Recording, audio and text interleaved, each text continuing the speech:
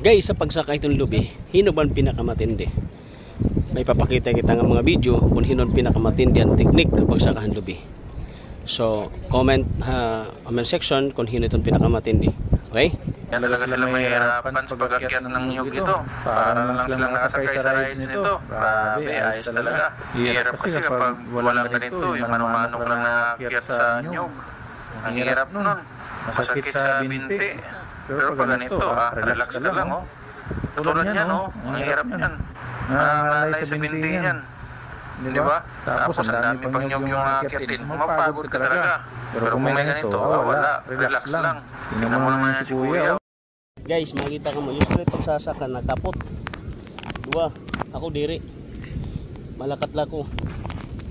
Gamito nato pagsaka nga gamit ang tiil. Relax yun ta. Sige, ready? Sige.